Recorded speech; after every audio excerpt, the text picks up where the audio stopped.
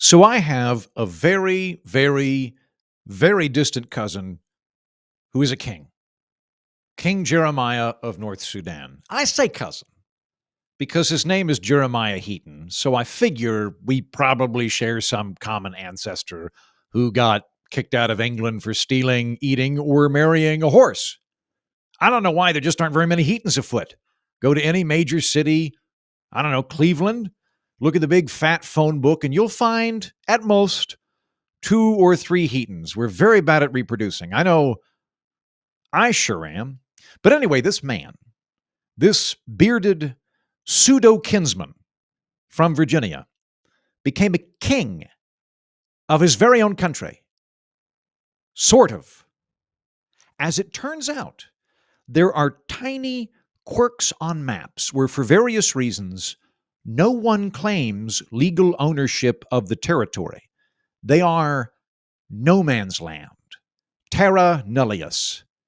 And they have manifested in the Old West, in William Gibson urban fever dreams, as libertarian enclaves in Eastern Europe, and of course, my very distant relative, King Jeremiah of House Heaton, first of his name. No man's land. A weird, fascinating legal loophole that we will plumb the depths of today, right here on The Political Orphanage.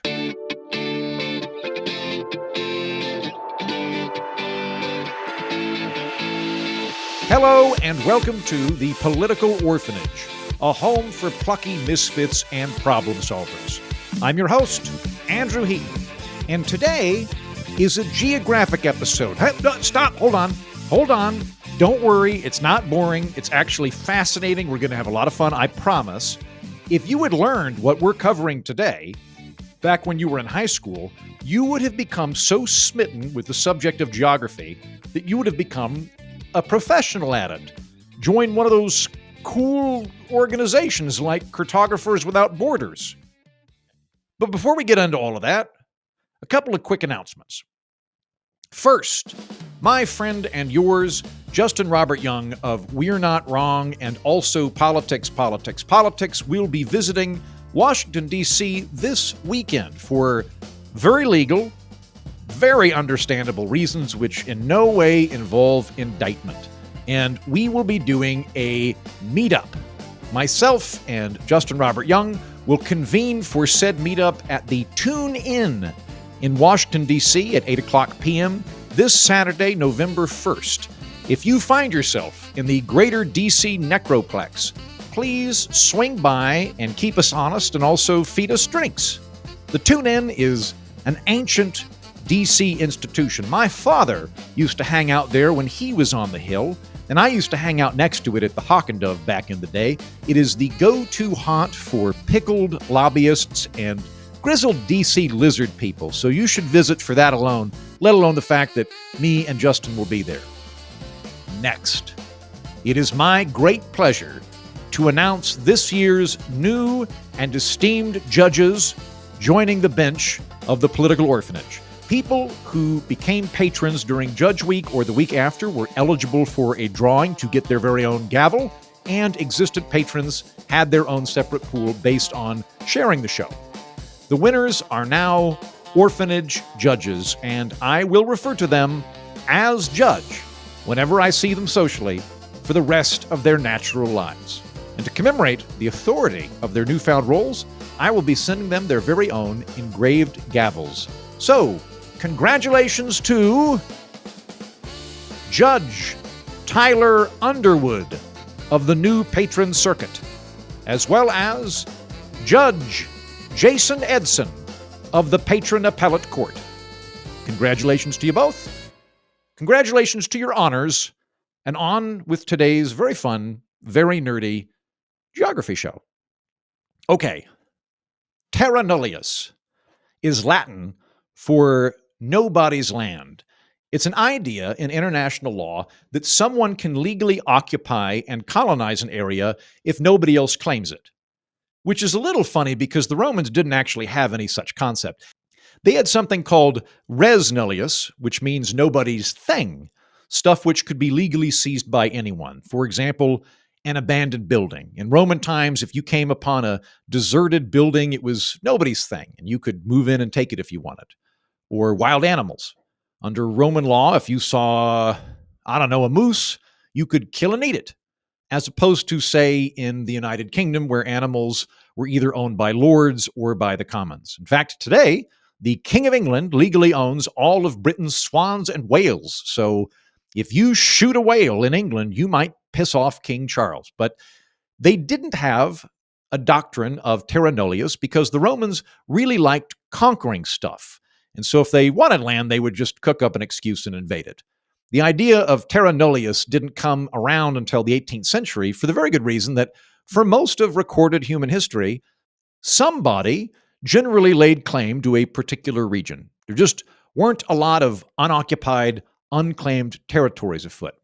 The only example I can think of where Terra Nullius truly applied to an actual human situation is the settlement of Iceland. Unlike Greenland, Iceland didn't have any people farting around when Europeans showed up. It was truly Terra Nullius. In 860 AD, a Viking named Nadad got blown off course from a trip to the Faroe Islands and wound up in Iceland, a virginal, unoccupied island. About a decade later, King Harald Fairhair of Norway began unifying Norway under his crown. Previously, it had been a patchwork of local jarls and petty kings, but after the Battle of Harfjord, he became the dominant monarch, and many of the local Viking chieftains and jarls resented his overlordship, and so they packed up and left for Iceland. Permanent settlers arrived to the island in 874, which was, in a real sense, no man's land. Nobody owned that island. There weren't any indigenous peoples to conquer or displace. There were, I like this, there were a handful of Irish monks living in trees. Back then, occasionally, Irish monks would get in a rowboat and say, "God, take me whereas thou wilt." And several of the ones who didn't drown in the Atlantic washed ashore in Iceland where they became hermits. But that didn't really count. They weren't setting up mining colonies or trading ports. They were mostly just praying and trying not to starve to death. So Vikings, looking to escape the yoke of the king, packed up their families and servants and diffused across this blank slate of a country. To the point that, for the first century, Iceland didn't have a king or a government at all. Just a bunch of farmers exercising jurisdiction over their own private property. In 970, they developed the Althing, one of the world's oldest parliaments, and Iceland operated as a free commonwealth, a kind of semi-anarchic proto-republic, and it functioned that way until it finally got absorbed by Norway after 300 years. But even though Iceland was functionally settled under Terra Nullius, it didn't become a legal doctrine until the 18th century, when Terra Nullius was invented to justify European colonization of the New World and the plunder of Africa. The logic went, nobody lives here, so we can take it. Now, a few thinkers, even back then, pointed out, well, actually, some people do live here. There are locals. They own the land. It's not Terra Nullius. Domingo de Soto wrote in 1535 that Spain had no right to the Americas because they had not been res nullius when Spain rocked up. They were already peopled. 4 years later, Francisco de Vittorio opined that even if the people of the Americas were heathens and barbarians, they still had sovereignty and private ownership over the land in the Americas. Spain could not claim legal rights simply by blundering into non-European areas, and it was impossible to discover a land if people were already living there, let alone claim it. Spain disagreed. The Spanish monarchy did not agree with this very obvious philosophical interpretation of the New World. Those guys were minority views. The opinions of most Europeans was that locals in the Americas and Africa weren't real people or full people, and so Terra Nullius applied. Hence, English tobacco growers could sprout colonies on the East Coast because Native Americans didn't really count. No actual power, no nation state that they cared about had yet laid claims. They had, under the guise of Terra Nullius, engineered what is in reality the Eddie Izzard defense. We stole countries with the cunning use of flags. Yeah. We just sail around the world and stick a flag in. I claim India for Britain. And they go, you can't claim us, we live here. 500 million of us. Do you have a flag?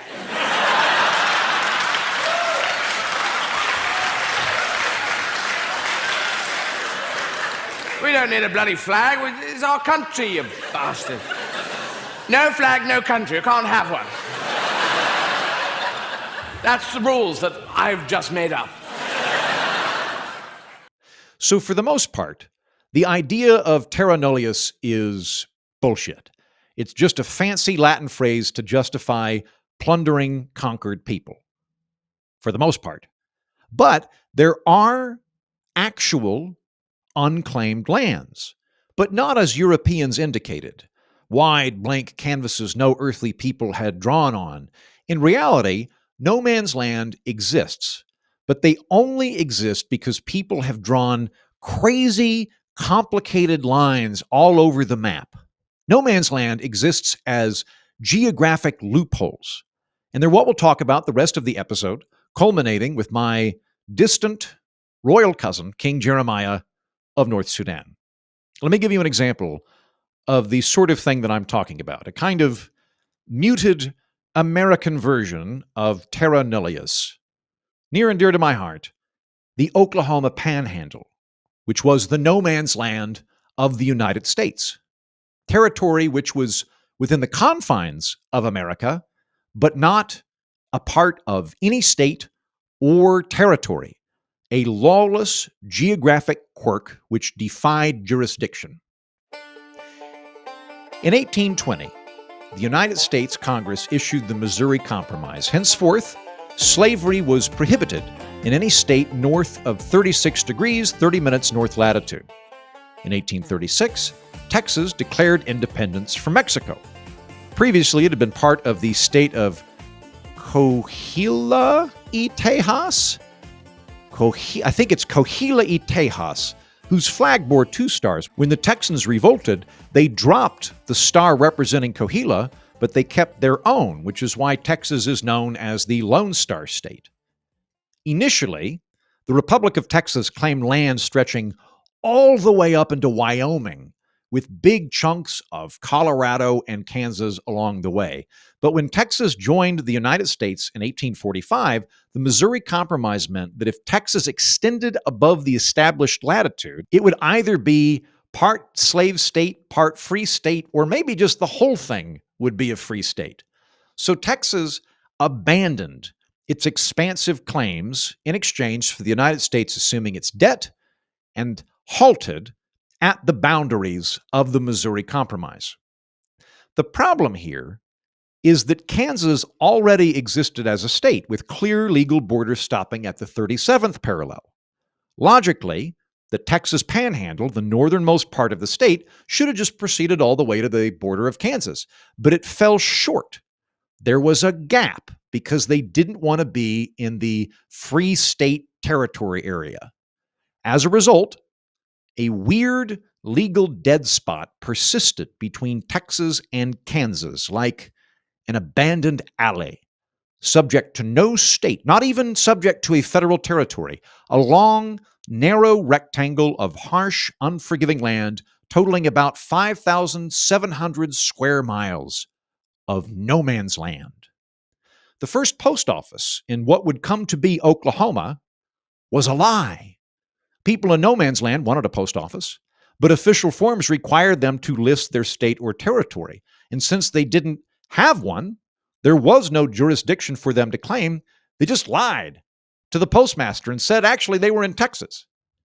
As you might imagine, an area inside of America which is not subject to the laws of any American jurisdiction became a hotspot for all sorts of colorful personalities, squatters, outlaws, whores, saloons, bigamists, cattle rustlers. The New York Times described it as a thieves' paradise and a refuge for horse thieves and evildoers. And I suppose I should add, lest my fellow honest Okie countrymen get offended, there were also a lot of God-fearing squatters who moved in and built sod houses and proceeded to farm, but mostly saloons and whores. Any location with more than 2 buildings constituted a town, but the only real town in that area was that of Beaver, which still exists, a tiny metropolis with a floating population. One newspaper at the time elaborated, saying, "Floating is scarcely the word to describe the population temporarily there. If they floated, it was on a sea of alcohol. If they sailed or flew, the breeze that wafted them on was heavy with the fumes of tobacco and the smoke of gunpowder. If they drifted, they were stranded at the shortest of intervals on bars not built of sand." In other words, drunks. Also, there were imaginary towns concocted by land speculators. For example, the town of Nevada didn't exist. A minister showed up to preach to its congregants in 1886, only to discover that nobody lived there. It was a scam, just a fake name on a map somebody was trying to sell deeds to. Another settlement, which did exist but sadly no longer does, was rightly named Old Sod Town, and it existed entirely to brew moonshine and then to illegally export firewater to Indians over in nearby Indian Territory. Another outfit existed to crank out counterfeit money to be slipped over the border to Kansas. In fact, much of no man's land's economy existed as a sinful release valve for the God-fearing, upright people of Kansas. Kansas was at that time a dry state. It had incorporated prohibition into its constitution, which made no man's land a terrific place to go if you got thirsty for booze.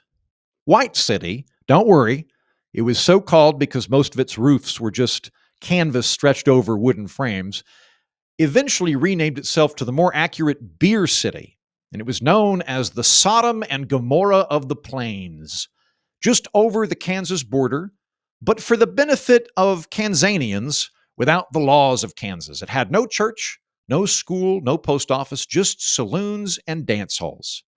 I looked into this. They even had wired lockable enclosures called drunk pens where blottoed cowboys could crawl into and lock themselves in before they passed out so that nobody would steal their wallets while they slept off the drunk.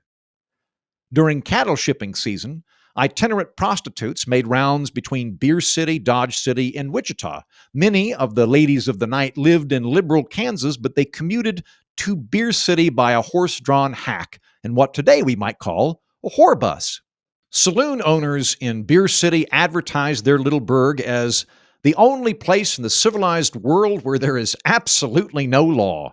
And in fact, a madam once clubbed the town's elected non-governmental marshal to death with a cudgel wrapped in barbed wire, and from what I can tell, she got away with it. From what I can tell, the people of Beer City either thought the marshal deserved it, or alternately, they appreciated that her brothel was a staple of the local economy and they didn't want to risk losing her services by hanging her for murder. The sheer impressive amount of drunken shootings in no man's land attests to this. I found one story of a man named Dick Davis who came up to a saloon in Beaver from Texas. He went to the local dance hall and he appears to have bragged enough about, I guess, his dancing abilities that someone said, "Shoot the jaw." And then somebody else did. They just pulled out a side piece and blasted him in the jaw with a .45 slug. A doctor, if we can call him that, he was probably a laudanum salesman who happened to have a top hat, picked out as many teeth and fragments of jawbone from the floor as he could find, which numbered around 70. Don't worry, jawless Dick survived and went on to become a highly distinguished horse thief. Land disputes were also common because nobody had an official deed to the land. It was just if you thought you owned the land and if you could shoot whoever else thought they owned the land. Although over time, the hardscrabble citizens did try to clean up a bit, and they applied to join the Union as Cimarron territory. What would have been a different state had that come to pass, but it was to no avail. It was just too small, too noisy. Congress didn't want to do it. Then, in 1888, a drought made the area practically untenable. The Panhandle's in the high plains, where rainfall was already scarce and unreliable. During the drought, not only staple crops died, but so did the grass, so entire herds of cattle starved to death in fields and fell over, littering the landscape with bones. Unable to grow crops to sell or cattle to steal, the hard-working criminals of no man's land couldn't make an honest buck robbing, gambling, scamming, or whoring anymore. The population plummeted from around 10,000 people to 2,600. And even then, I love this, one local admitted that that number, 2,600, was something that they juiced up by including prairie dogs and jackrabbits in order to inflate the books. At last, in 1890, this literally lawless, rough and tumble domain of moonshiners, prostitutes, and horse thieves was folded into Oklahoma territory, and law arrived at last. But for, what is that, 40 years? For one lifetime, this weird little chunk of the American frontier was, by legal quirk and geographic loophole, not sovereign to any state or jurisdiction. Vaguely American, but not legally. So that's what I'm talking about when I say Terra Nullius. Although in the Panhandle's case, nobody ever disputed that it was within the United States, but there are examples of Terra Nullius, of entire countries whose realms are unclaimed by any nation. These splinter lands form very similarly to the Panhandle we just talked about, only on an international basis. Some confluence of treaties and loopholes renders an area out with the jurisdiction of any country, such as Kowloon Walled City of Hong Kong. In 1843, at the conclusion of the First Opium War, Britain had colonized Hong Kong. Today, Hong Kong is a bustling, prosperous island, but back then it was basically just a big rock, and hardly anybody lived there. Even though Hong Kong was a useless, unpopulated rock, the Qing dynasty didn't like the British setting up shop there, so they built a small fort at the tip of the Kowloon Peninsula to ensure that Chinese forces had a military presence to keep an eye on things. And they did possess this tiny walled fort on the island, which even after the treaty they insisted on keeping. The British in the treaty agreed to the fort's exception to their lease, provided it did not interfere with the defense of Hong Kong. The British would have a lease on Hong Kong, but for this little fort. Not large, just 6.4 acres, home to 150 soldiers and civilians associated with the fort.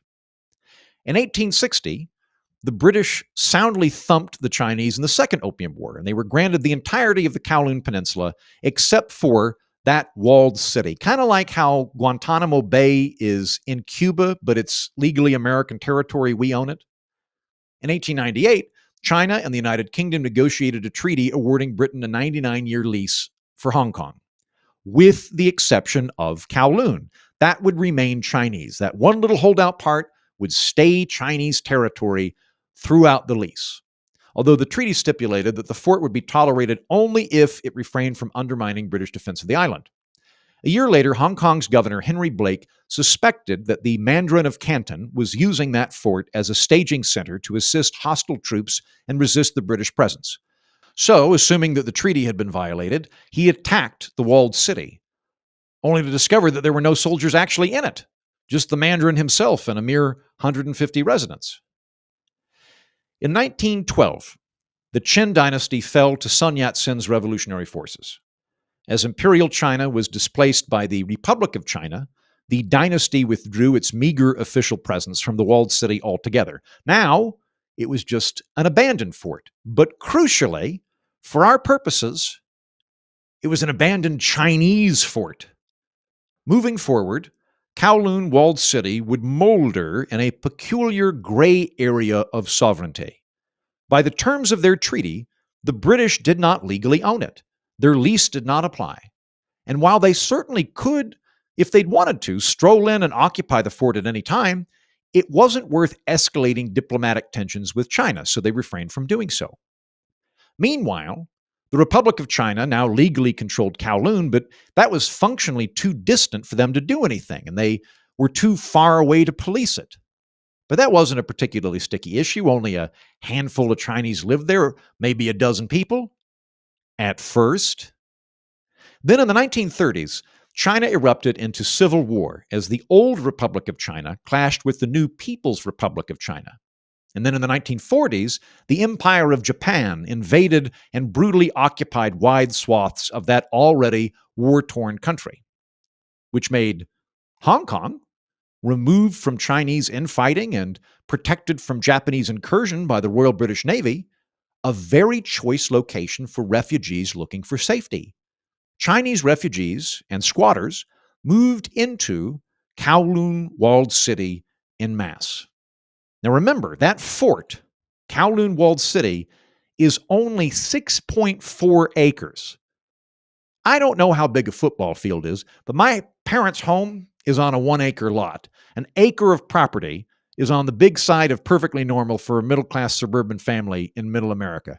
Kowloon is not quite 6.5 acres. It would not even constitute the neighborhood I grew up in. It wouldn't even constitute a quarter of the neighborhood I grew up in. And yet, thousands of Chinese refugees flooded in. Thousands. With no government, no building codes, no safety inspectors. Remember, China's at war. It doesn't have the resources to send authorities to supervise this refugee boomtown. And Britain is allies with China in a war against Japan. They can't just bulldoze the place. They can't do that to their allies. What resulted was a towering, ramshackle, organic megastructure. Here in the States, when you build a townhouse, even though it shares a wall with townhouses on either side, it's still structurally a standalone building, just one with no gap between the other standalone buildings. Not so with spatchcocked high-rises of Kowloon. Buildings often leaned against each other in what residents called lovers' buildings. Adding 2 or 3 stories to your building, just extend it out a little bit so you can lean it like a buttress into the building across the street. That'll stabilize it. 300 interconnected buildings tumoring into and out of one another on just 6.4 acres of land. Kowloon had no concept of air rights, so as the population grew, its ever-increasing stories swallowed up the light. Its alleys were illuminated during the day by fluorescent lights because daylight could hardly penetrate the ground level even at noon. The British called the place Kowloon, but the locals took to calling it Hak Nam, the city of darkness. These alleys were often only 3 to 7 feet wide. Informal networks of staircases and passageways were so dense that you could travel north to south through the entire city without needing to touch solid ground. There were tunnels beneath buildings, and new tunnels formed in the air, winding their way through accumulations of garbage tossed out of windows which caught on wire netting strung between tower blocks. A crazy maze of alleys, staircases, and tunnels. Not so much a labyrinth, but a hive. Because of the slapdash, anarchic origins of this particular hive, there wasn't a coherent plumbing system. Thousands of metal and plastic water pipes ran along walls and ceilings. When they broke, they might be abandoned or replaced. They corroded and they dripped like crazy. People walked in the noon-dark alleys of Hak Nam using umbrellas, not for rain, but the city leaking upon them. Electrical wires were jerry-rigged and organic. Extension cords running chaotically from place to place, like the innards of a vast, retarded cyborg. By 1980, this William Gibson novel come to life in 6.4 acres, Hak Nam, the City of Darkness, was home to 35,000 people. 35,000 people in 6.4 acres, and a sum total of 2 elevators, making it the densest population on Earth ever. Legally Chinese, but not subject to Chinese law. The People's Republic of China still laid claim to sovereignty over tiny Kowloon, but these legal pretenses did not extend to anything approaching day-to-day administration. Kowloon was too big of a headache to administer or manage, far too hectic and overpopulated to fix.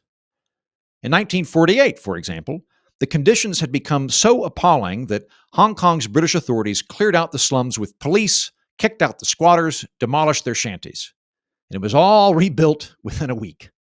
When the police returned, riots broke out. And then the Politburo got involved. Someone in China set the British consulate in Shanghai on fire. Chinese students staged a protest strike. Communist officials visited the walled city to encourage their Chinese brethren to keep up the struggle against colonial oppression. As far as the Chinese government was concerned, Kowloon was a convenient tool for political point scoring, a curious chess piece in an international stratagem with the West. What happened inside of the chess piece? Well, a lot of crime. Kwangming Street became known as Electric Station, where you could buy cheap drugs from wooden stalls. If you and I were to stroll through that bustling street cheek to jowl, ass to elbow, we would occasionally observe addicts crouched throughout, inhaling heroin smoke through tubes of heated tinfoil. Higher quality druggies could find unadorned rooms called divans to sack out and take in opium. Drugs were so common that the city's rats had become addicted to opium. And on this same hypothetical stroll that you and I would be able to do together, we could see some of those unfortunate critters writhing in corners, struggling from opium withdrawal. Kowloon! Even the rats are addicted to opium. I think it goes without saying you could get pretty much whatever you wanted in Kowloon. There were brothels, of course. You want dog meat? They've got dog meat. Narcotics galore. And a laudably high amount of unlicensed doctors and dentists. The dentists were very cheap. You got to give them that. Although most of the people who lived there were just regular people like you and me, albeit packed into urban sardine cans befitting a William Gibson novel. Folks working in factories, quite a lot of factories actually, which fed into the greater Hong Kong ecosystem. And while order of sorts was maintained by the triad gangs, the closest thing to a city council or government, the denizens of Kowloon forking over protection money would nonetheless tell you that it was a very tight-knit community. Because it had to be. Amongst the brothels, opium dens, gambling, rampant, unlicensed dentistry, and dog meat butchers, there were also schools, clinics, temples, businesses, and civic associations. This insane urban human hive finally met its end in 1993. By then, Britain's lease on Hong Kong was almost up. The handoff was scheduled for 97. And ahead of those festivities, the Chinese and British governments jointly agreed to dismantle that maddening, labyrinthine night city. British authorities laboriously conducted a census of people and buildings, compensated families for their property lost to eminent domain, and relocated them. Straggling squatters who refused to leave were forcibly evicted. And today, what was once the world's most fascinating, glorious urban blight is a park. All right, let's jump forward. To now, to today, to no man's lands that you could theoretically walk in and claim. But before we do, the Political Orphanage is made possible by its very own listeners. You can support the show on Patreon or on Substack. Go to patreon.com/Andrew Heaton or thepoliticalorphanage.com for Substack. I will gladly take your money however you want to give it to me. Now, normally, I make some pitch about how if you find the show uplifting and informative, you should consider supporting my mission, particularly if you think the media landscape is a partisan hellscape that only rewards people pushing flashy extremist bullshit. But not today. No, that's not the carrot I will dangle before you today. Here's the carrot I intend to dangle. If you become a patron of the show, you get bonus episodes. And if so far you like today's episode, you're going to love the next two bonus episodes that we're going to do. What are they, you ask? Let me tell you. Microstates and micronations. Tiny little countries and micronations. Micronations are where somebody, usually a lovable crackpot, but not always, tries to declare their own private property as a sovereign, independent country. Sealand and Hutt River Principality are the best known, although there's some other fun examples. I actually have a passport from Hutt River Principality, and for a bit, I was part of His Royal Highness Prince Leonard's diplomatic corps. Prince Leonard is a very fun story. Picture a wily farmer outsmarting state and federal government so often that eventually the government of Australia just ignored him and functionally let him have his own country in the middle of Australia. That's Hutt River, and it's awesome. The immediate bonus episode that will accompany this one is about microstates, that is to say, internationally recognized tiny countries. They are diminutive and the world-famous tax dodge known as Monaco, for instance, or Andorra. Technically, World War I did not actually conclude until after World War II, all because of plucky little Andorra. Ever heard of San Marino? That one little nation-state inexplicably inside of Italy? Like, I get why the Vatican is its own country, but San Marino, what are you guys up to? Why are you special? What is that about? What about Liechtenstein? How come you're not a part of Switzerland? That's the stuff we're going to explore on the very next bonus episode of The Political Orphanage. Both, I hasten to add, are monologue episodes just like this one. So if you like Heaton historical monologues where I go down the rabbit hole myself on some weird chapter of history that I find fascinating, you're going to enjoy the next 2 bonus episodes. So come on, sign up. Go to patreon.com/Andrew Heaton or head over to Substack. Find The Political Orphanage. You can go to thepoliticalorphanage.com and sign up. Thanks. All right, back to the show. So by now, you're familiar with the concept of no man's land. Although the walled city we just talked about was functionally no man's land precisely because it legally belonged to somebody else. And that created a sovereign gray area. So maybe I lied to you and it's just a really fun chapter and it wasn't no man's land. Functionally, I would say it was no man's land. But there are legally true no man's land that nobody lays claim to. Geographic loopholes, cartographic quirks. Take the following. Liberland. When Yugoslavia broke up, back during the collapse of communism, the successor states didn't agree on what the new maps would look like. The geographic language here gets really complicated, but I think I can distill it. Basically, Serbia, and this is ongoing today, by the way, Serbia says the international border which separates it from Croatia runs straight down the middle of the Danube River. We don't know what those thieving Croats are up to, probably human trafficking, but their maps are all wrong. Those Croats are so stupid and backwards that they're using old, inaccurate maps to determine their territory from back when the Danube was at a completely different location. Those idiot Croats need to update their maps and also discover deodorant. Meanwhile, Croatia says, well, that's clearly not true, idiots, because the lines which separate our 2 countries were formed well before the formation of Yugoslavia. We're using the older, valid map. What happened is that due to hydraulic engineering and projects from the 18th century, almost certainly made by Croats because we understand math, the Danube itself has shifted positions. You idiots over there in sister-diddling Serbia are trying to use the river as the boundary. But the river has changed course and will again.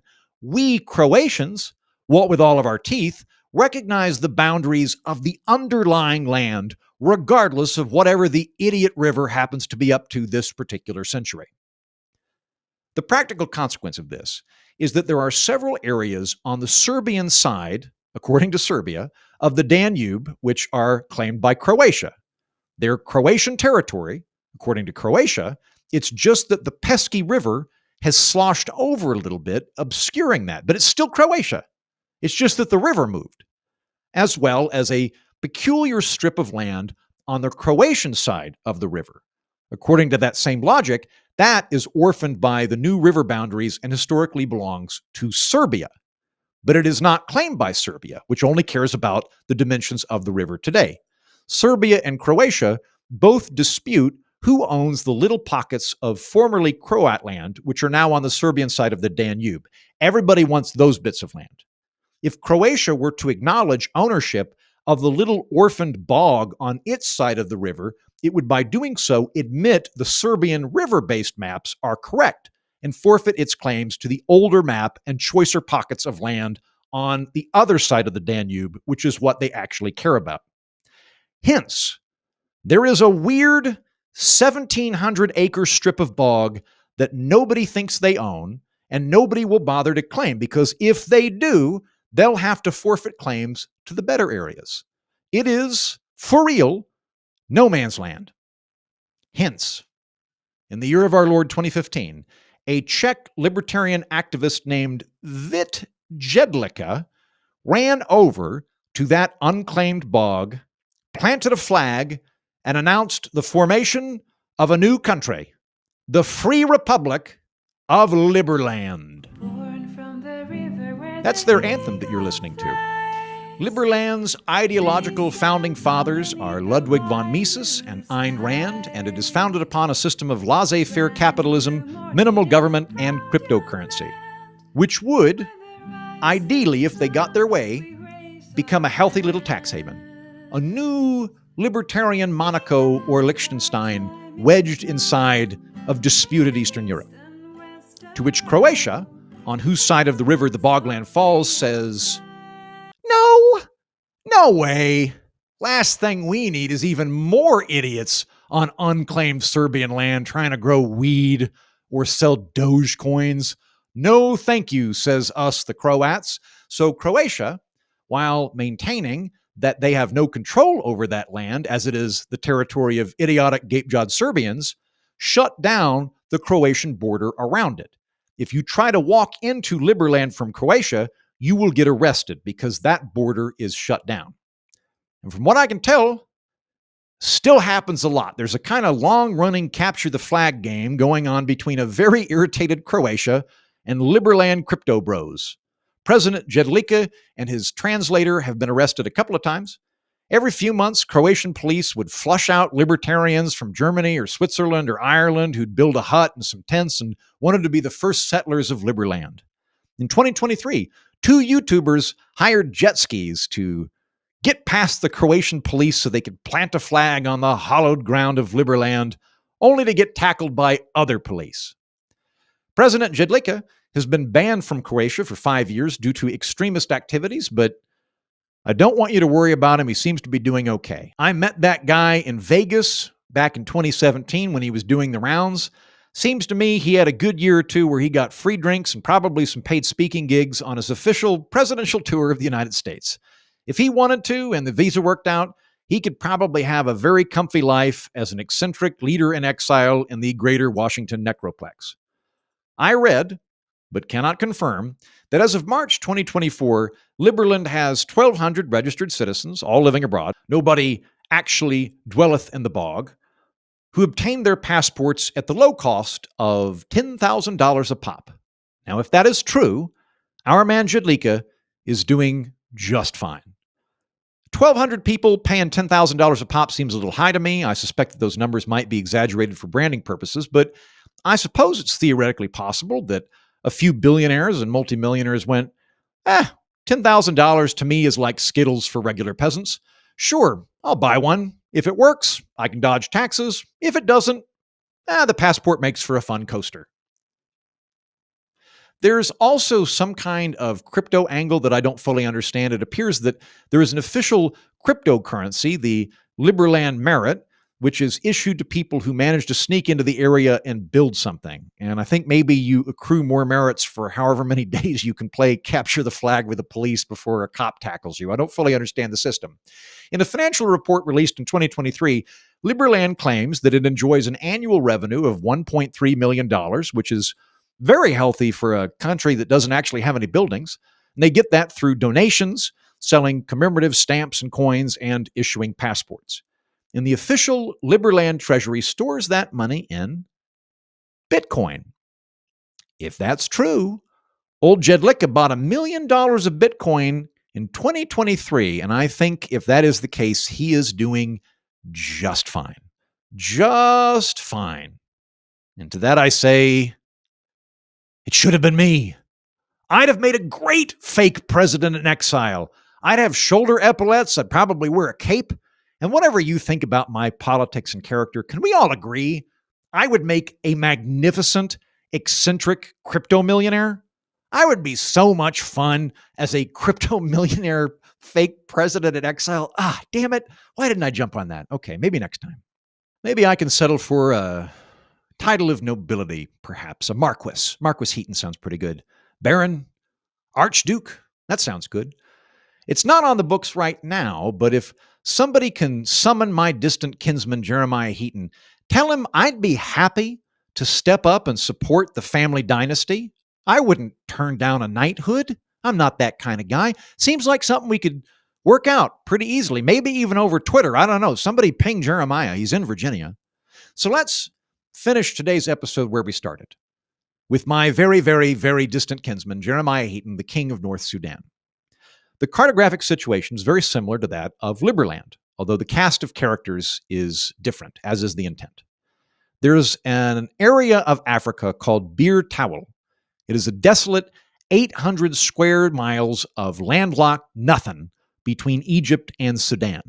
Since 1902, neither country has claimed it for very similar reasons to the Croat-Serbian border dispute. If Egypt acknowledged owning that worthless wasteland, it would mean forfeiting claims to the Halaba Triangle, which has actual agriculture and access to the Red Sea. Ditto for Sudan. They're both saying, look, the worthless land's not mine, it's yours. My bit is the lucrative part, and if you agree to take the crappy part, you forfeit your claims to the lucrative part. So, in 2015, Jeremiah Heaton flew to Africa, hired a dude with a Jeep, and drove out into the bitter desert of Bir Tawel, where he proceeded to plant a flag of the newly founded Kingdom of North Sudan, and simultaneously crowned himself its king, monarch of a new country, legally created under the doctrine of Terra Nullius, because his daughter wanted to be a princess.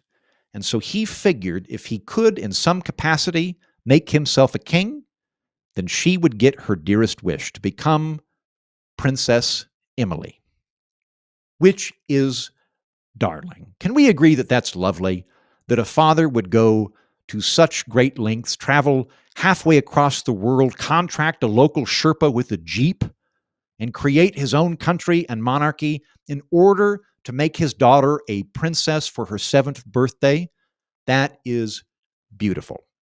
In the many media rounds King Jeremiah did in the following months, he was always quick to point out that North Sudan is the first country in the world which was founded entirely on love for somebody.